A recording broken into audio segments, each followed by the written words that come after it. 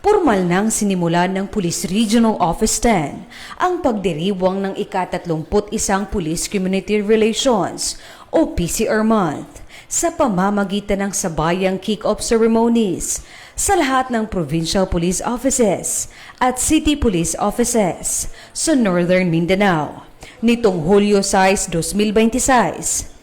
Tinagurian ang buong buwan ng Hulyo bilang PCR Month. Sa Camp Alagar, pinangunahan ng Pro-10 ang regional kick-off na dinaluhan ni NAPOCOM Regional Director Attorney Ramon Alfredo E. de la Cruz bilang guest of honor and speaker.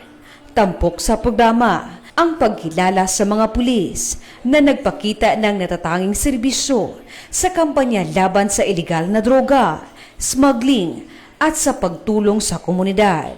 Kasabay nito, nagsagawa rin ng kick-off ceremonies ang Bukidnon, Camiguin, Lanao del Norte, Misamis Oriental at Misamis Occidental Police Provincial Office. Gayon din ang Cagayan de Oro City at Iligan City Police Office. Binigyang diin din sa kani-kanilang programa ang pagpapalakas ng ugnayan ng kapulisan at mamamayan sa pamamagitan ng community engagement, stakeholder recognition, outreach activities, at mga programang nagtataguyod ng kapayapaan at kaayusan. Sa kanilang mga mensahe, hinihikayat ng mga opisyal ng lokal ng pamahalaan, DILG, NAPOCOM, Academe, at iba pang stakeholders ang patuloy ng pagkakaisa ng komunidad at kapulisan upang mapanatili ang ligtas at maayos na pamayanan. Ayon sa Pro-10, ang pagdiriwang ng PCR Month ay paalala na ang kapayapaan ay hindi lamang responsibilidad ng kapulisan, kundi ng buong komunidad.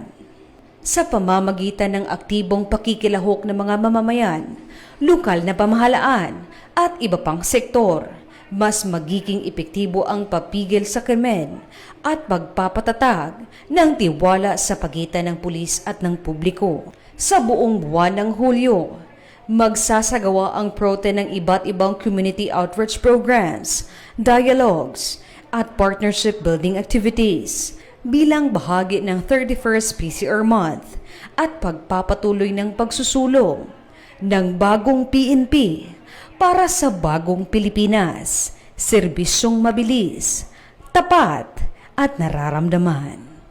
Mula dito sa inyong higalang pulis, Regional Office 10 Public Information Office. Ako ang inyong PNN correspondent, Patrolwoman Jane Rose Bohol, alagad ng batas, tagataguyod ng balitang pulis.